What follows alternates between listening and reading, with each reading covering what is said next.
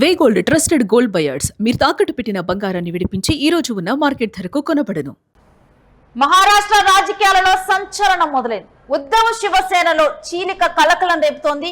ఉద్ధవ్ వర్గంలోని ఎంపీలకు ఇటు షిండే వర్గం వలవేస్తున్నట్లుగా ప్రచారం జరుగుతుంది. ఇక ఆపరేషన్ టైగర్ పేరుతో వీరందరికీ వలవేస్తున్నట్లుగా, దీంతో 7 ఎంపీలను ఆకర్షిస్తున్నట్లుగా ఈ 7 ఎంపీలను కూడా ఇటు షిండే వర్గంలోకి లాగే విధంగా, శివసేన నుంచి దూరం చేసే విధంగా కూడా ఈ ఆపరేషన్ టైగర్ అనేది కొనసాగుతున్నట్లుగానైతే ప్రచారం జరుగుతోంది. ఇక షిండే శివసేనతో 7 ఎంపీలు చర్చలు జరుపుతున్నారనేటువంటి వార్తలు ఊపందుకున్నాయి. చీలిక వార్తలను ఇటు ఉద్ధవ్ శివసేన తీవ్రంగా ఖండించడం జరిగింది. తమ ఎంపీలు ఎటూ వెళ్లటం లేదంటూ ప్రకటించారు. ఠాక్రే వర్గం తామంతా పులులమే అంటూ కూడా చెప్పడం అయితే జరిగినట్లుగా తెలుస్తోంది. ఇక బీజేపీ ఆడిస్తున్నటువంటి డ్రామాలంతా ఠాక్రే వర్గం, ఇదంతా కూడా బీజేపీ ఆడిస్తున్నటువంటి డ్రామాలంటూ కూడా ఇప్పుడు ఠాక్రే వర్గం అయితే విమర్శలు గుప్పిస్తూ ఉంది. ఆపరేషన్ టైగర్ కు బదులుగా తాము ఆపరేషన్ వూల్ఫ్ మొదలు పెడతామంటూ హెచ్చరికలు చేస్తూ ఉన్నారు. ఇక ఠాక్రే శివసేన యూబీటీకి లోక్సభలో మొత్తం కూడా 9 మంది ఎంపీలు ఉన్నారు. ఇప్పటికే పశ్చిమ బెంగాల్లో 2 ముక్కలైంది టీఎంసీ. మరొకవైపు మమతకు షాక్ ఇస్తూ 20 మంది ఎంపీలు తిరుగుబాటు చేశారు అక్కడ. ఇప్పుడు చూస్తే ఇటువంటి చిచ్చే ఇటు శివసేనలో మొదలవబోతుందా? శివసేన వర్గాన్ని ఇటు షిండే వర్గంలోకి మార్చుకోబోతున్నారా? ఇక్కడ కూడా ఎంపీలు హ్యాండ్ ఇవ్వబోతున్నారా? ఇదే రకమైన చిచ్చు ఇక్కడ బీజేపీ పెడుతున్నటువంటి చర్చ నడుస్తోంది. దీనికి సంబంధించినటువంటి డీటెయిల్స్ మా ప్రతినిధి కిరణ్ అడిగి తెలుసుకుందాం. ఎస్ కిరణ్, ఇక దీనికి సంబంధించినటువంటి డీటెయిల్స్ తెలుసుకునే ముందర ఒకసారి అక్కడ ఉన్నటువంటి పరిస్థితుల గురించినటువంటి డీటెయిల్స్ చూద్దాం.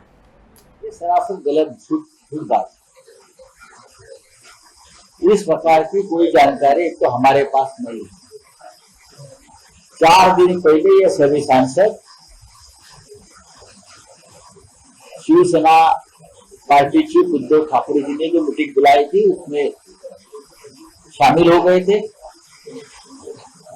कुछ वहां आए थे, कुछ ऑनलाइन शामिल हो गए थे और सभी ने उद्धव ठाकरे जी के नेतृत्व पर विश्वास व्यक्त किया। इसमें से कुछ लोग तो ऐसे हैं जिसने किसी की बेटे की शपथ ली,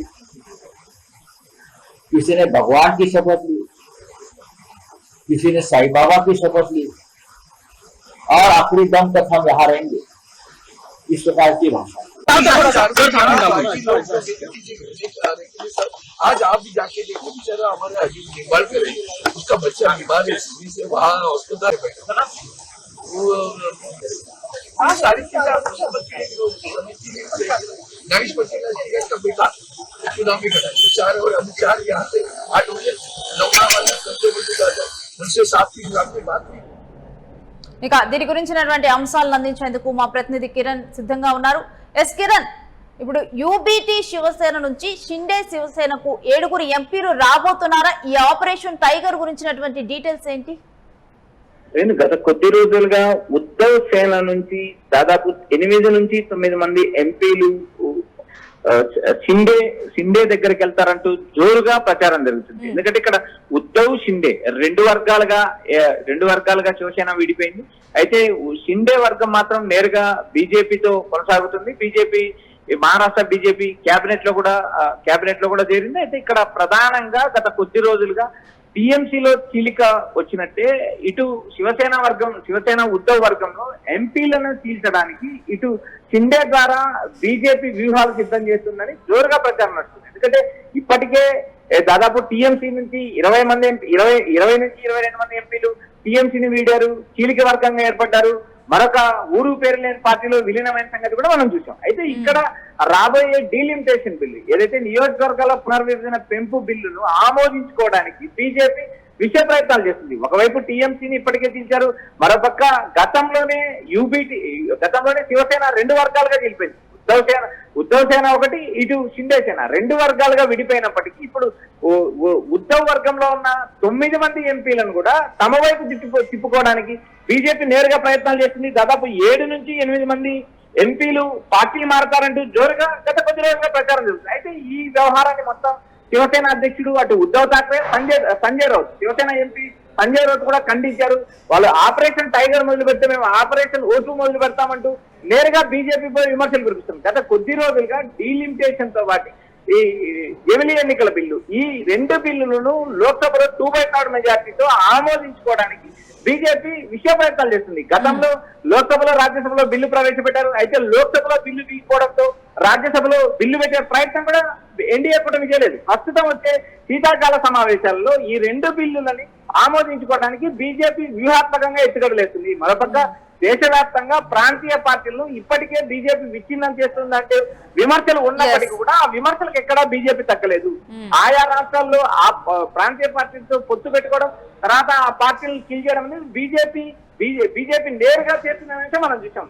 పంజాబ్ కావచ్చు, కర్ణాటకలో జేడీయూ కావచ్చు, ఇలా వరుసగా జరుగుతున్న పరిణామాలు చూసిన తర్వాత ఏ ప్రాంతీయ పార్టీ బీజేపీతో పొత్తు వెళ్ళినా ఆ పార్టీ కిల్ అవుతుందంటూ జోరుగా ప్రచారం నడుస్తుంది. ఇలాంటి నేపథ్యంలోనే శివసేన గతంలో బీజేపీతో పొత్తు పెట్టుకుని తర్వాత జరిగిన రాజకీయ పరిణామాల్లో మార్పుల్లో భాగంగా నేరుగా కాంగ్రెస్ ఎన్సీపీతో పొత్తు పెట్టుకొని ఉద్ధవ్ ముఖ్యమంత్రి అయిన నేపథ్యం తర్వాత పార్టీ చీలికలు ప్రస్తుతం ఉద్ధవ్ శివసేన రెండు వర్గాలుగా శివసేన చీలిన తర్వాత అయితే ఈ 9 మంది ఎంపీలను బీజేపీ ఈ షిండే కూటమి తరలించడానికి విశ్వ ప్రయత్నాలు చేస్తుందంటూ విమర్శలు వస్తున్నాయి. మరి ఇప్పుడు యూబీటీ శివసేన ఏదైతే ఆపరేషన్ టైగర్ కొనసాగుతుంది, 7 మంది ఎంపీలు వెళ్లిపోతున్నారు షిండే శివసేనలోకి అని వస్తున్నటువంటి వార్తలను తీవ్రంగా ఖండిస్తుంది. తమ ఎంపీలు ఎటు పోవట్లేదని చెప్పి చెప్తుంది. కావాలంటే మేమే ఆపరేషన్ వూల్ఫ్ స్టార్ట్ చేస్తామంటూ చెప్తున్నారు. మరి ఈ పరిస్థితుల్లో మరి అక్కడ అంటే శివసేన వైపు షిండే శివసేన వైపు వెళ్లే అవకాశం ఉందా లేదా, లేకపోతే ఏంటి?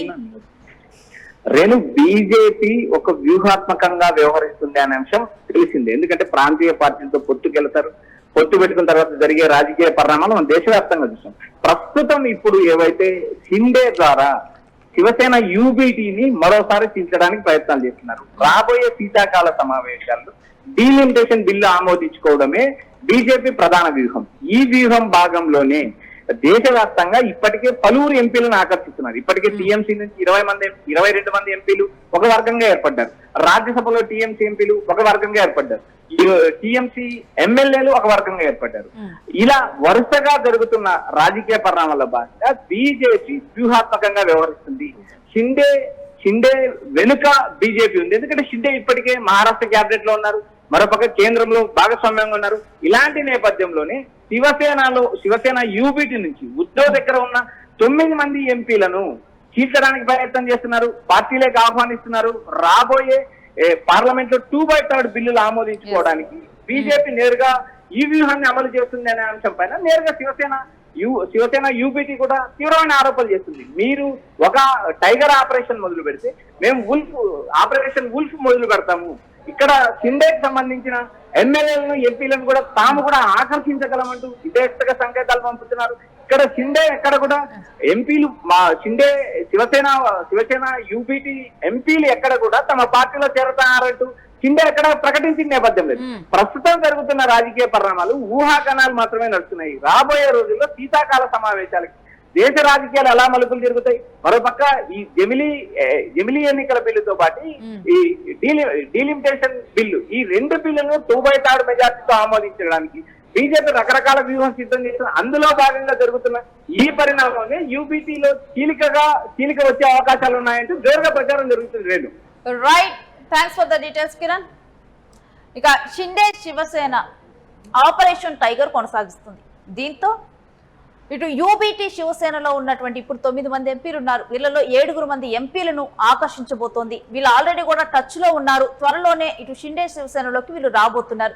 ఈ రకంగా కూడా బీజేపీ పావులు కదుపుతోంది. ఇక 2/3 మెజారిటీ వైపుగా బీజేపీ అయితే అడుగులు వేసేటువంటి పరిస్థితులు కనిపిస్తున్నాయి. ఇప్పటికే 20 మంది టీఎంసీ ఎంపీలు తమ వైపు తిప్పుకునే ప్రయత్నం చేశారు. కానీ అనూహ్య పరిణామాల్లో నేపథ్యంలో ఆర్ఎస్ఎస్ కాదనటం, ఇటువంటి పరిణామాలు చోటు చేసుకున్నాయి. ఇక ఇందులో భాగంగా ఇప్పుడు మహారాష్ట్రలో చూసినా గానీ ఈ రకమైన ఎంపీలను తమ వైపు ఆకర్షించిన దిశగా బీజేపీ అడుగులు వేస్తున్నట్టు కూడా చర్చ జరుగుతూ ఉంది. అయితే దీని మీద అయితే షిండే శివసేన అయితే ఎటువంటి ప్రకటన చేయలేదు. తమ వద్దకు 7 ఎంపీలు వస్తున్నారని కానీ తమతో జాయిన్ అవుతున్నారని కానీ ఎటువంటి ప్రకటన చేయలేదు. మరొకవైపు యూబీటీ శివసేన కూడా దీని మీద ఖండిస్తూ ఉంది. మా ఎంపీలు మాతోనే ఉంటారు, కావాలంటే మేమే ఆపరేషన్ వూల్ఫ్ స్టార్ట్ చేస్తామంటూ కూడా సెటరికల్ గా చెప్తుంది. ఇక ఈ నేపథ్యంలో మహారాష్ట్రలో మరి ఏం జరగబోతోంది ఏంటి అన్నటువంటి పరిణామాలు మాత్రం ఆసక్తిని రేపుతూ ఉన్నాయి.